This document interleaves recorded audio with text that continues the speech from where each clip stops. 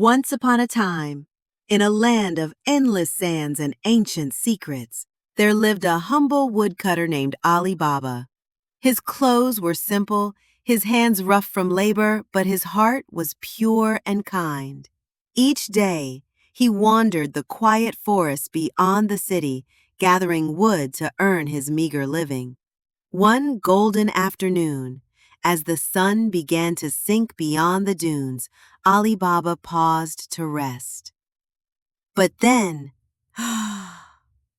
the earth trembled softly with the sound of distant hoofbeats. Ali Baba hid behind a large rock, holding his breath.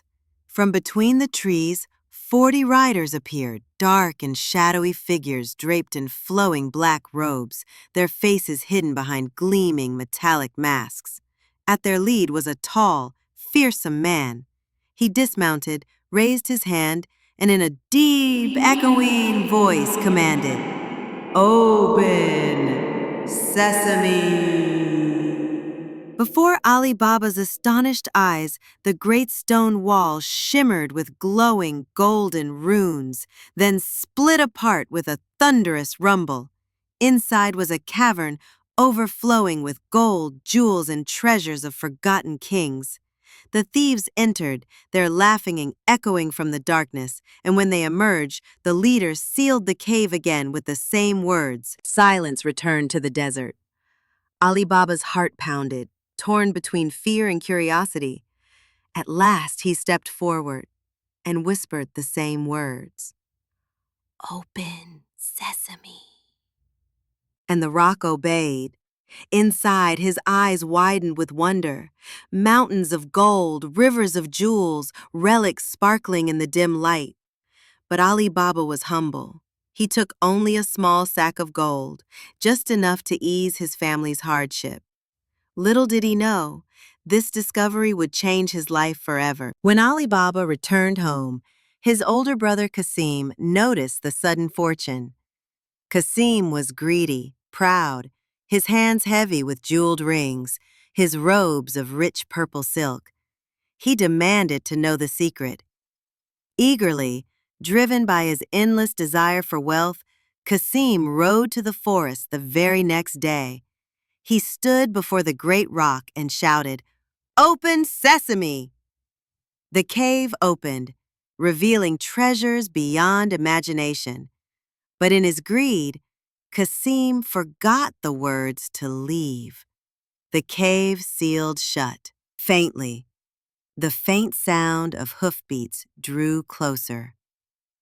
Qasim's fate was sealed. Soon, the thieves discovered someone had disturbed their treasure.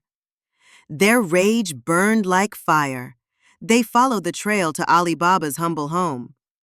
But waiting for them was someone they didn't expect. Morgiana, Ali Baba's loyal and clever servant, had eyes sharper than the desert hawk. That night, a caravan of large oil jars arrived at Ali Baba's courtyard. But as Morgiana listened carefully, she heard faint whispers. From within the jars, the thieves were hiding, waiting to strike. Calmly, she heated oil until it boiled, and one by one, she poured it into the jars, ending the ambush before it could begin. But the leader of the thieves was cunning. He returned alone, disguised as a traveling merchant. He entered Ali Baba's home with honeyed words and hidden daggers. That evening, Morgiana performed a graceful dance, her silk robes swirling like desert winds. The thief leader watched, unaware of the dagger hidden in her sash. In one swift, elegant motion, Morgiana struck. The leader fell. The danger was gone forever. Ali Baba was forever grateful. He freed Morgiana from servitude, honoring her courage. With wisdom, he shared the treasure, bringing peace and prosperity to his village. The cave of the 40 Thieves closed forever, its magic lost to the sands of time. And so, the story of Ali Baba reminds us Greed brings ruin, but wisdom and loyalty bring salvation. The desert winds carry the tale still, waiting for the next story to be told.